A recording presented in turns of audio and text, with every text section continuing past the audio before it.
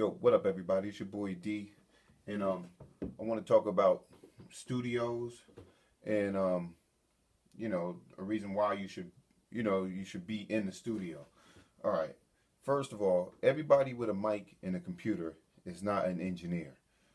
Just because your boy he bought a mic and he got a computer and he downloaded Pro Tools, that doesn't make him an engineer. Um, every place with a mic and a computer isn't a recording studio. There's a science to a recording studio, how the booth is set up, how the glass is actually installed in the booth. The locations of the acoustic foam in a recording studio, the type of mic you're using, the from everything. The furniture that's in the room even affects how a recording is done. A lot of people are mixed up between, all right, going to a studio, paying, whatever amount of money per hour for studios, for a studio session. When they go into a studio and like say if they come to a studio and they pay $40 an hour, and that's really there's really like three parts to recording. There's recording, there's mixing, and there's mastering. And a lot of people get this confused when you go to a studio and you pay $40 an hour, and then you think that you did a song in an hour and it's completed. Usually, like me, I'll do a quick mix on it, within that hour, but that doesn't make that song complete. Usually, somebody, if you're really going to go in on your music, you're going to record, then you're going to pay for mixing, and then after it's done, when you're trying to if you're trying to put an EP together or an album together, then you're gonna have it mastered. A lot of guys just come in and they pay that $40 an hour and think that's it to the song. Like, it's not that easy. You guys are getting confused, and then a lot of guys don't. You're not going to be successful if you're not hitting that studio. If you're not getting in the studio, you're going to your boy's house, doing a couple songs. He recording a couple songs. You're drinking your Henny. You're smoking your weed. You're not getting nothing done. You're not investing in yourself. You're just playing around with it. And I don't know. How many times you're gonna keep playing around with it if you're trying to get on. You're trying to, what I'm saying? You're trying to do this. You're trying to get signed. You want to go independent. How you gonna go independent if you don't even invest in yourself? It's crazy. You're not. A lot of times you're making people are making songs and they're putting it on SoundCloud, and that's about it. You got to do videos, man. Everything is visual now. People want to see you. They don't just want to stare at the screen and watch a SoundCloud. Listen to a SoundCloud song. You got to have a visual with it. Oh, here's my, you give it to an A&R or somebody, but like, yo, here's my song. Here's an MP3 of the song. And also I did a video. There's a video of the song on there. There's some, headshots of me. You got to have a presentation. You can't, everybody's just running around. And I'm not going to say everybody, because there's some people, there's a couple artists that are on, that are on their game. They're doing what they're supposed to do. But I'm telling you, a lot of majority of people are just playing around with this. And I don't know, are you doing it just for the fun of it? Are you doing it because you're serious about it? And like me, I invest in everything I do. I invest in the studio. I invest in my equipment.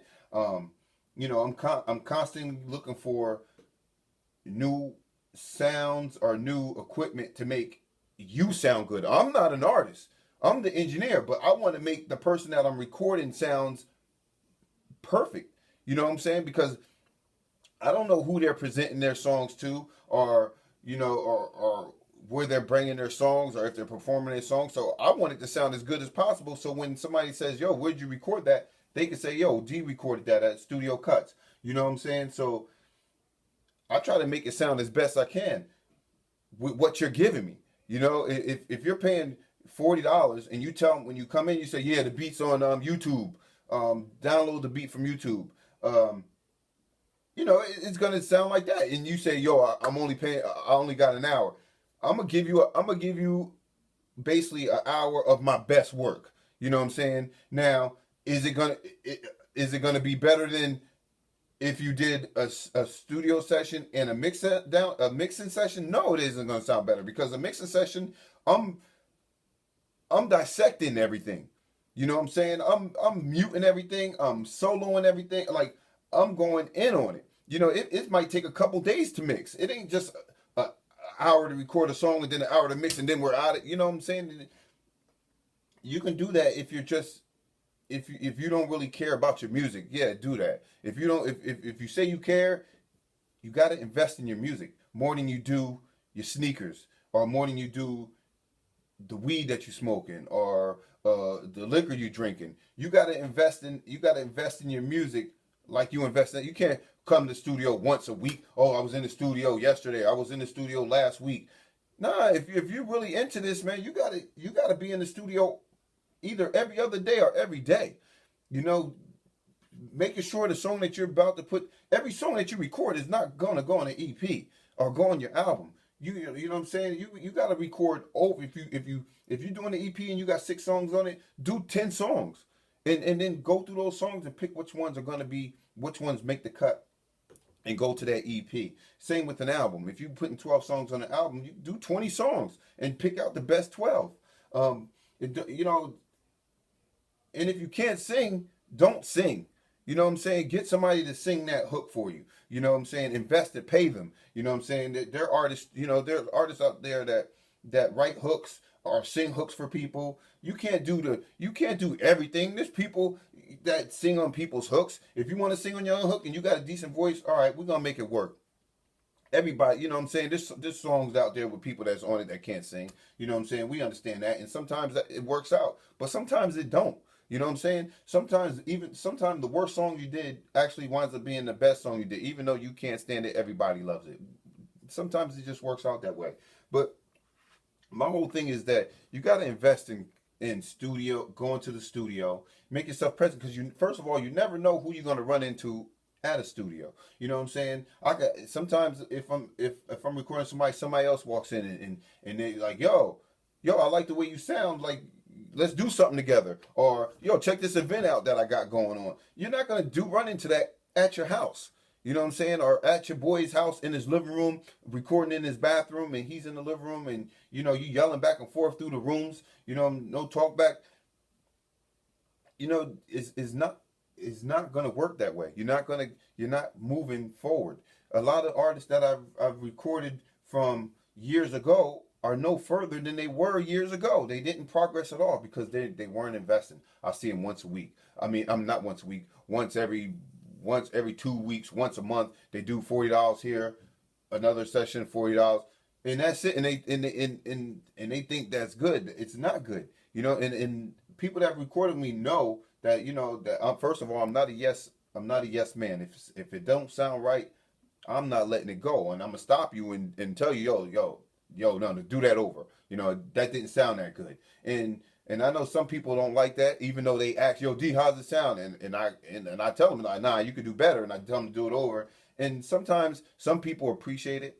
Some people, they want me to be a yes man, and they be like, yo, they might not come back for a little while because nah, he don't like the way they try to blame something else instead of blaming themselves and being like, you know what? D is right. I can do it better. You know what I'm saying? I'm just trying to encourage you and trying to, try not to fall into that yes man. Because you can go to the studio and they'll yes you to death just because they're getting that money. You know what I'm saying? They're taking your money. But to me, of course I got bills to pay and stuff, and things like that. So I got to make money. But I'm still, at the same time, I'm not going to be a yes man, and I'm gonna tell you, yo, nah, let's do that over. Let's do that. Let's do that verse over. I think you could do better than that. Or stay consistent. Try to memorize your verse so we don't have 100 punch-ins.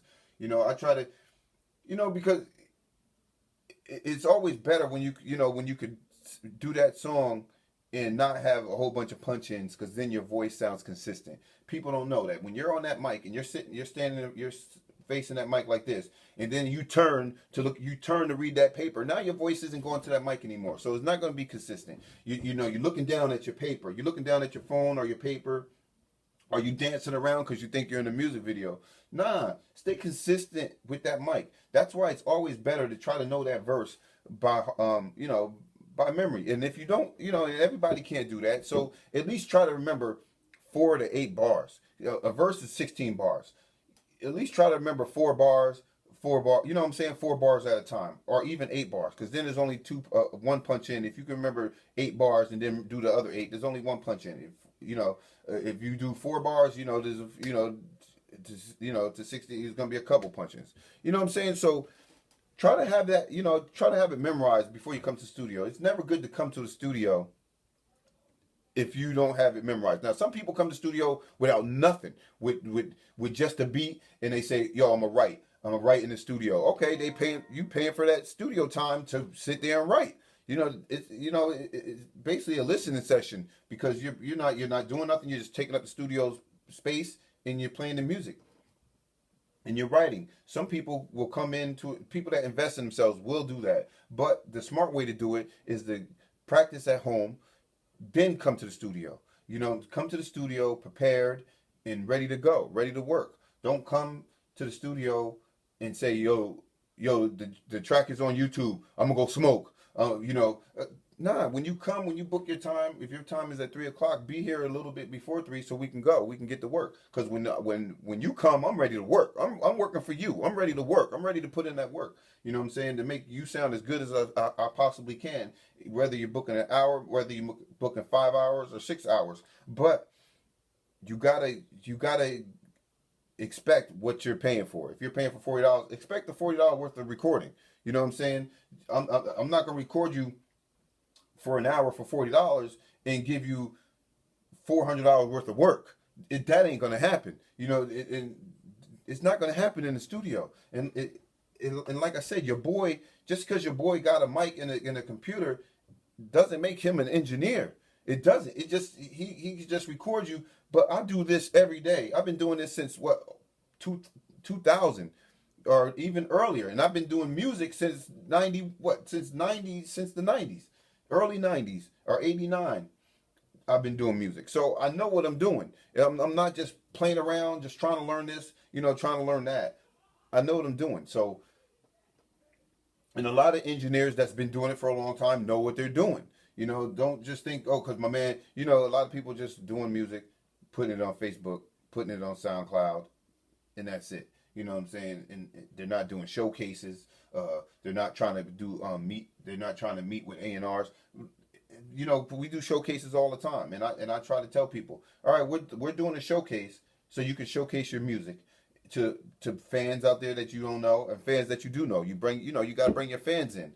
If we give you 30 tickets, you should have 30 fans at least. Either give the tickets away or resell them so you can get your money back if you had to pay to get in the showcase. A lot of showcases give you 30 tickets or whatever amount of tickets to make your money back, and sometimes a profit. If you don't got 30 fans, then if you can't sell all 30 of those tickets, then you really don't have fans. You know what I'm saying? You got people on your Facebook that probably listen to your music once in a while, but you got to start rethinking, like, dang, I can't get 30 people to come to my show. This is crazy. And then that means you're not working. That just shows you that you're not working hard enough on your music and to get your music out there. And a lot of it, you have to network. If I bring an A&R to a showcase and he sees you perform, don't think that's it. Go up to him, get his email address, talk to him a little bit, try to figure out how can you get in his loop, because he's in the loop. You know what I'm saying? You're not in the loop yet. You're just doing music around here. You're not in that loop. These A&Rs got connections. They're in you. If you get good with them, then you're in there. You know what I'm saying? You might have to hit them up a couple times in the email. Yo, check this out. Check this song out. Send them a song. Send them a link to the song or to the video that you did or the song. You really want it to be a video because visual is way better. You know what I'm saying? Go to the showcases with a USB with your song on it. Like I said, your song, your video, a bio of yourself. Have something to present to them so they'll remember you. You know what I'm saying? They're gonna remember you more than they remember somebody that just went up there, did their song, and then that's it. And then he didn't see him no more. He didn't hear from him no more. Nothing. Go up to him, be like, yo, how'd you, ask him what he think of your performance. Don't just leave it up to the scorecards or whatever for him to critique you.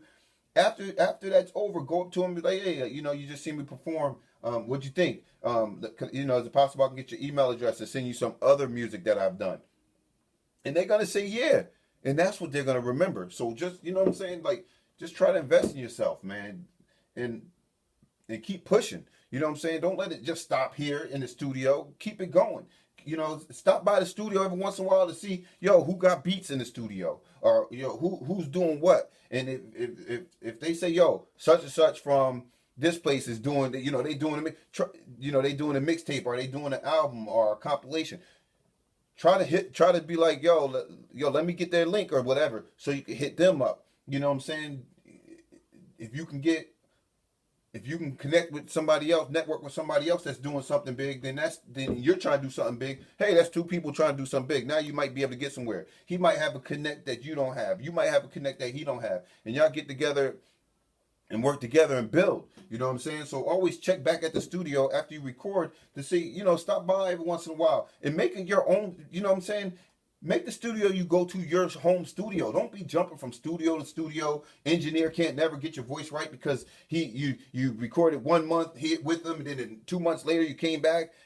Stick with the studio. Stick with a studio. You know what I'm saying? That way when you come in, he'd be like, all right. It's just like with a barber. You know what I'm saying? You got a barber. You go to that barber. After first couple cuts, he don't even ask you what you want anymore. He already know. You sit down in the seat, be like, yo, what's up? You know what I'm saying? And cut your hair because he already know exactly what you want. That goes the same way with an engineer. Once an engineer focuses on you and have you locked in, he's going to know all the settings, all the plugins he's going to use, how to make your voice sound the best it could be. You know what I'm saying? So just remember that when you go to a studio, keep going back to that same studio. Make it, when somebody say, yo, where you going? Be like, yo, I'm going to my studio. Or where you record at? Oh, I record over here. You know what I'm saying? I've been recording with him for, a long time. Because anytime I see something like say somebody that comes a lot, and I see something going on like in the city or something like that, I'm just like, yo, check this out. There's a showcase in the city. It's only this amount of money, but they give you this amount of tickets. You know what I'm saying? Link up with, put a feature on there. One of your boys is a feature. Y'all can split the cost, so it won't cost that much. And you get tickets. Y'all can split the tickets and sell the tickets, or give the tickets away.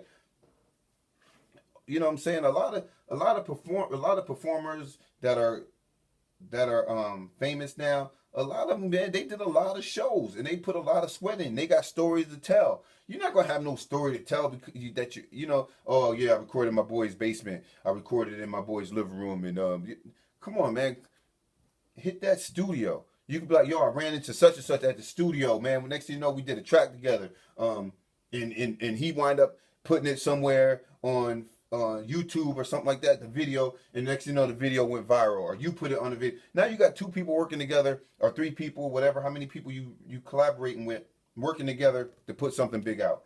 You know what I'm saying? I really don't want to make this a long video, but I just had to let people, artists know what you possibly could be doing wrong, and get your ASCAP or BMI. Come on, you guys. It's amazing how every time somebody comes, I have to tell them about an ASCAP and a BMI. You guys should know this already. This is not new. Like, to get paid, man, you got it. Every artist has a BMI or ASCAP.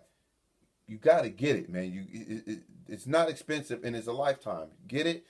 Go to the websites and check it out, man. See what I'm talking about. You got to have it.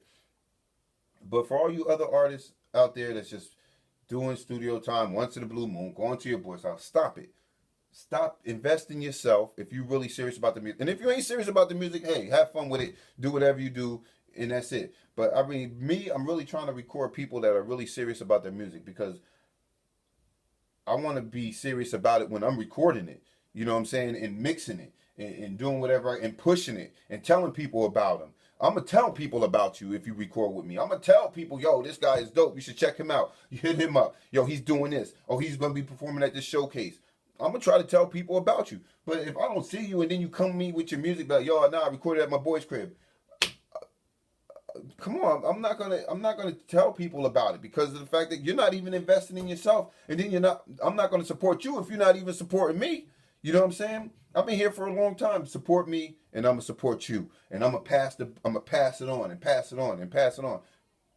I ain't got nothing else to say. It's your boy D. I'm out.